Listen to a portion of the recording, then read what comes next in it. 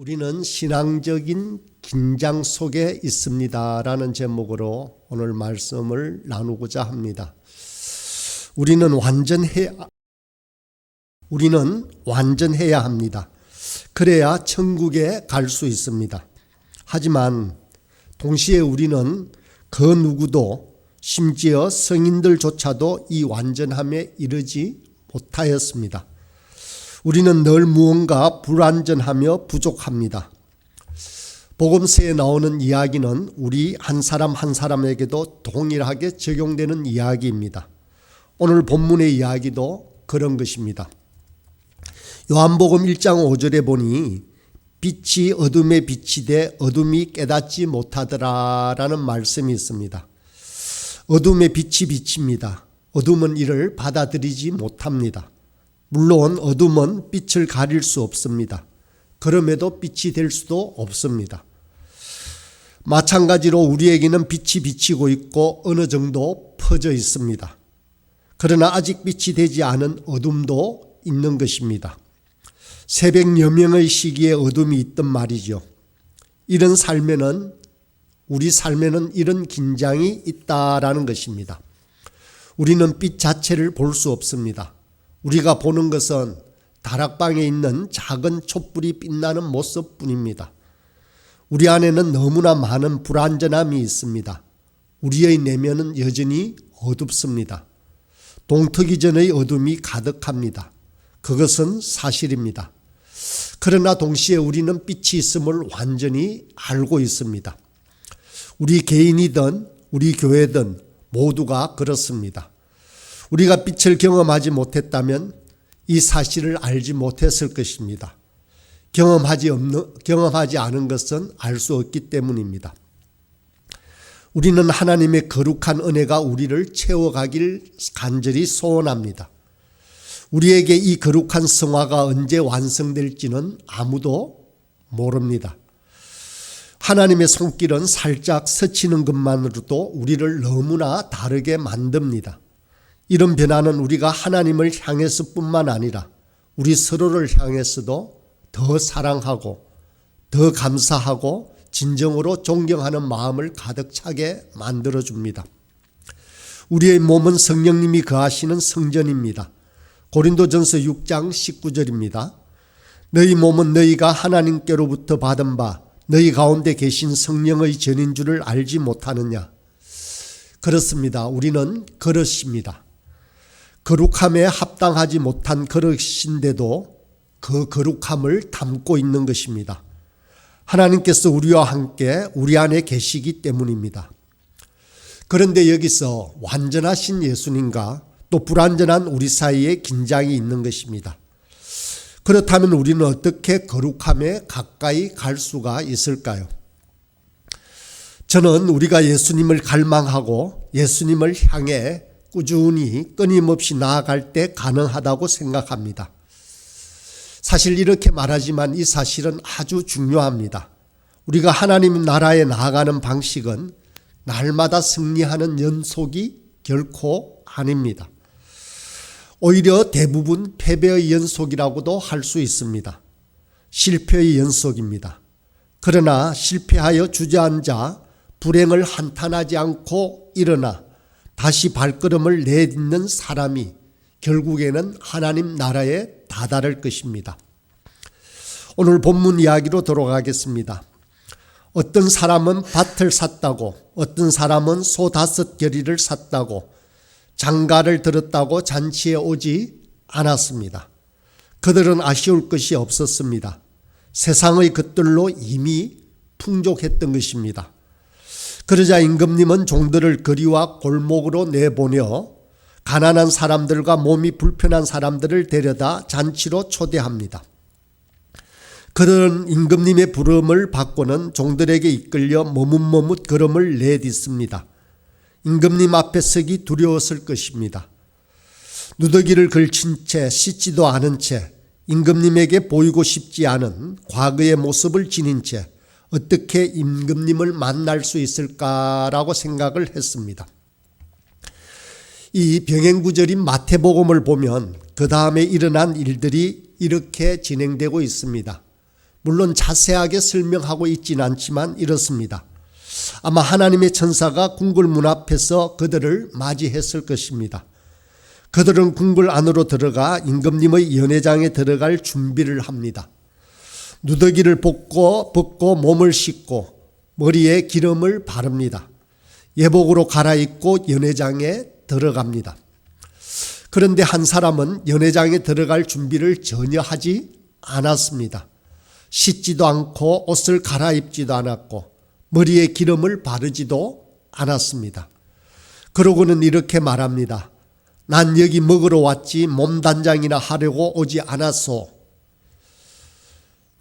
그리고는 그대로 연회장으로 향했다가 그는 그대로 쫓겨나고 맙니다. 다른 사람들은 그렇지가 않았습니다.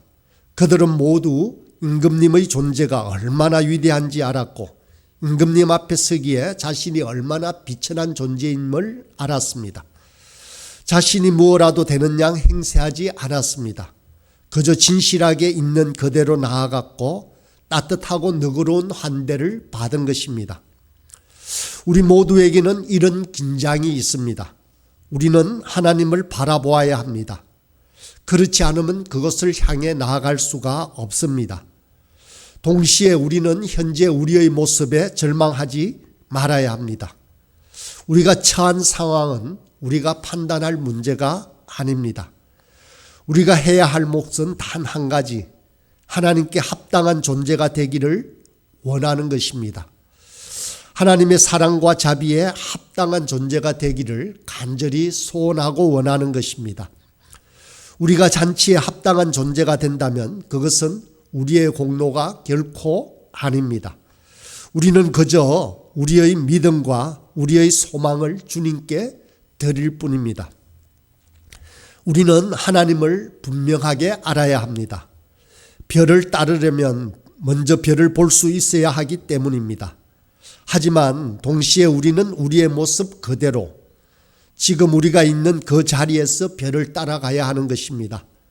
그렇게 별을 향해 가는 우리의 걸음이 목표를 향해 나아가는 움직임이 우리를 변화시키고 우리를 또 거룩함으로 그렇게 변모시킬 것입니다. 물론 삶의 마지막 순간에도 우리가 목표에 도달하지 못한 것처럼 보일지도 모릅니다. 우리가 인생을 살아가는 동안에는 완전한 영화에 도달하지 못할 것이라는 사실을 알아야 합니다. 그러나 동시에 우리는 우리가 완전한 거룩함을 향해 움직이고 있음을, 그 영화를 향해 걸어가고 있음을 알아야 합니다. 성공 여부에 대한 판단은 결코 우리의 몫이 아닙니다. 몰락하는 죄인과 또 구원에 이르는 죄인, 이 둘의 차이점은 길을 따르겠다는 결단에 있습니다. 문제의 성공이 아니라 분투하는 그 모습에 있다는 것입니다. 때로는 분투하는 일이 성공보다 더 중요하다고 할 수 있습니다. 우리는 늘 이런 긴장 속에 살아갑니다. 그렇지만 우리를 도우시는 분이 계십니다. 바로 성령님이십니다. 성령님을 보혜사라고 부릅니다. 보혜사라는 뜻에는 세 가지 의미가 있습니다. 하나는 위로자, 위안을 주시는 이라는 뜻입니다. 다른 하나는 힘을 주시는 이리, 세 번째는 기쁨을 주시는 이라는 뜻입니다. 성령님은 이 세 가지 방식으로 우리에게 보혜사가 되십니다. 먼저 성령님께서는 여러 가지 방식으로 우리를 위로하십니다. 우리 안에서 말로 다할 수 없을 만큼 깊이 탄식하며 간구한다라고 성경은 말씀하고 있습니다. 때로는 분명하게 하나님을 아빠, 아버지라고 부르시기도 합니다. 불행이 우리를 덮칠 때, 삶이 힘들 때, 고통이 우리를 엄습할 때 성령님께서는 우리 안에서 탄식하심으로 기도하십니다. 우리의 한숨과 우리의 눈물은 이제 우리의 것만이 결코 아닙니다. 우리의 고통과 고난, 비극조차도 새로운 생명으로 변화될 수 있습니다. 우리 안에서 말로 다할 수 없을 만큼 깊이 탄식하는 성령님께서 하시는 일이 바로 이것이라는 것입니다. 여기에 성령님이 주시는 힘이 있습니다. 성령님의 위로는 우리에게 힘과 평안을 가져다 줍니다. 이 성령님의 위로로 우리는 이 세상에서 우리의 형편이 아무리 절망적이고 아무리 외로워도 포기하지 않게 됩니다. 시편 기자가 노래하듯 내가 사망의 음침한 골짜기를 다닐지라도 해를 두려워하지 않을 것은 주께서 나와 함께 하심이라 라고 하는 고백을 저와 여러분도 할 수 있게 될 것입니다. 세 번째로 성령님께서는 기쁨을 주시는 분이다 라고 했습니다. 지금까지 제가 전한 내용이 분명한 사실이라면 우리가 성령님 안에서 또 성령님을 통해서 얻는 기쁨은 얼마나 놀라운 것이겠습니까? 하나님만이 우리가 외로울 때 위로하시고 시험을 당할 때 힘을 주십니다. 또 우리와 함께 하심으로 그 어떤 것도 우리를 하나님의 사랑에서 떼어놓을 수 없게 하시는 것입니다. 성령님은 위로자요 보혜사입니다. 그리고 우리를 위해 하나님께 나아가 이렇게 말씀하고 기도하십니다. 이 사람은 고아입니다. 이 사람을 버리지 마십시오. 약하지만 분투하고 있습니다. 이 사람에게 당신의 은혜를 내려주십시오. 힘을 주십시오. 이 사람에게 기쁨을 주십시오. 알든 알지 못하든 하나님을 아빠 아버지라고 부르고 있습니다 라고 말입니다. 이렇게 말씀하시고 이렇게 우리를 보호하시는 분이 바로 성령님이십니다. 이제 우리가 하나님을 사랑하느냐에 대한 질문을 하며 우리 속에 있는 긴장을 생각해 보겠습니다. 여러분에게 묻겠습니다. 우리는 하나님을 사랑한다고 할 수 있을까요? 아니면 우리는 온전히 하나님을 사랑하지 않고 있을까요? 이 두 질문에 대한 대답은 모두 그렇다라고 할 수 있습니다. 우리는 하나님을 온 마음을 다해 사랑합니다. 그러나 우리의 사랑은 무언가 부족합니다. 약하고 힘없고 결핍이 되어 있습니다. 우리가 약하고 불완전한 존재이기 때문에 그렇습니다. 그러니 아까 드린 두 질문 모두 맞다라고 할 수 있습니다. 그것이 우리의 정직한 고백이라고 할 수 있습니다. 저는 그 누구보다 하나님을 사랑합니다. 하나님을 제 마음과 제 뜻을 다해 제 모든 것을 바쳐 사랑합니다. 그러면서도 저는 이렇게 말해야만 합니다. 하지만 제 사랑은 불완전합니다. 때로 하나님을 본다고 보았는데 하나님 대신에 유리에 비친 내 모습을 볼 때도 있습니다. 이렇게 고백하고 있는 것이 오히려 정직합니다. 그렇다고 좌절해서는 안 됩니다. 그리스도를 믿는 우리에게는 하나님의 모습이 깃들여 있는 것입니다. 때로는 어둡고 칙칙해서 우리 자신도 잘 알아보지 못하지만 그럼에도 불구하고 우리 한 사람 한 사람 안에는 주님의 모습이 분명하게 존재하고 있습니다. 그러므로 우리가 진실로 하나님을 사랑한다면 하나님께서 마음을 두시는데 그곳에 우리의 마음도 가 있어야 합니다. 누군가를 사랑하면 그 사랑과 함께하고 싶기 마련입니다. 누군가를 사랑하면 그 사람에게 기쁨을 주고 싶어하고 관계를 저버리지 않도록 애쓰게 마련입니다. 하나님도 그렇게 사랑해야 하지 않겠습니까? 혹시 너무나 많은 것들이 우리의 발목을 잡고 있지는 않습니까? 주님을 찾아왔던 부자 청년을 기억합시다. 주님께서는 그 부자 청년에게 이렇게 말씀하셨습니다. 가서 내게 있는 것을 다 팔아 가난한 자들에게 주라. 그리고 와서 나를 따르라. 주님의 이 말씀은 물질적인 부분뿐만 아닙니다. 다른 것들에 대한 애착을 버리라는 것입니다. 사도 바울은 나는 비천에 처할 줄도 알고 풍부에 처할 줄도 안다라고 말했습니다. 사도 바울은 부유하든 가난하든 이것으로부터 자유로웠습니다. 그러나 부자 청년은 달랐습니다. 주님을 따를 만큼 자유롭지 못했습니다. 이런 의미에서는 우리도 자유롭지 못합니다. 우리는 진실로 하나님을 사랑하지만 어떤 의미에서는 우리에게 있는 모든 것을 다해 하나님을 사랑한다라고 표현할 수 없습니다. 우리가 하나님을 사랑한다는 것을 표현한 가장 가까운 표현은 귀신 들린 아이의 아버지가 주님께 말씀했던 것과 같습니다. 내가 믿나이다.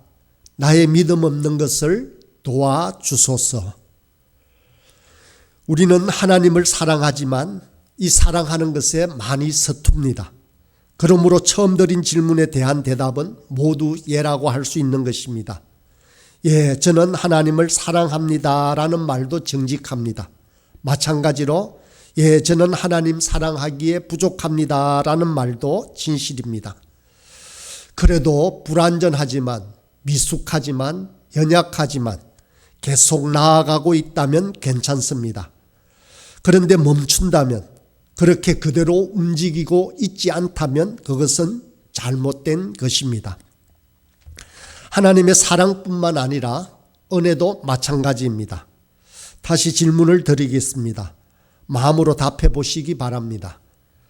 은혜는 그저 주시는 선물입니까? 값없는 은혜란 무슨 의미입니까?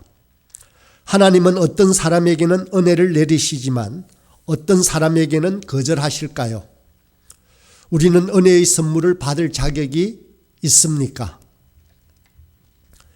물론 은혜는 선물입니다. 우리가 요구할 권리가 없다는 점에서 분명히 그렇습니다. 사랑과 마찬가지입니다. 우리는 하나님의 사랑을 요구할 권리가 없습니다. 이것은 겸손한 마음으로 받는 선물, 놀라운 선물인 것입니다. 강요해서 얻을 수 없다는 점에서 우리에게 과분한 선물이라고 할 수 있습니다. 그러나 우리는 주신 선물을 믿음으로 받아야만 합니다. 은혜는 선행에 비례해서 주어지는 것이 아니라 우리가 그 선물을 진정으로 열망하는지, 우리가 그것을 받을 준비가 되어 있는지에 따라 주어집니다. 우리의 갈망은 우리의 마음과 정신을 열어젖히는 것을 말합니다. 갈망이란 주님께서 주시는 선물 앞에 우리의 삶을 활짝 열어젖히는 일입니다. 그렇게 주어지는 이 선물을 우리는 경건하게 경외심을 가지고 기뻐하면서 받아야 하는 것입니다. 여러분, 우리가 혼인잔치에 가는 것은 당연한 권리입니까? 우리가 혼인잔치의 주인입니까? 우리는 그냥 내 거리를 지나가다가 초청받은 자가 아닙니까? 순전히 은혜로 혼인잔치에 온 손님이 아닙니까? 우리가 주장할 것이 있습니까? 결코 없습니다. 그렇지만 초청받은 우리는, 잔치에 참여하는 우리는 우리의 아주 보잘것없는 것이라도 최대한 단정히 가꾸어야 합니다. 그리고 혼인잔치에 참석하는 것을 너무나 기뻐하며 감사해야 합니다. 하나님의 사랑과 은혜는 우리의 것이 아니지만 이처럼 진정으로 갈망하는 자에게 풍성하게 넉넉하게 주어지는 것입니다. 우리는 사랑과 은혜를 갈망하며 한 걸음 한 걸음 나아가는 긴장 속에 있는 연약한 자들입니다. 그 길에는 우리가 그 사랑과 은혜를 한없이 기뻐하며 누리도록 이끄시는 보혜사 되신 성령님이 저와 여러분과 함께 하십니다. 이 모든 것이 바로 저와 여러분을 오늘 한날도 승리하며 살아가게 하는 힘인 것입니다.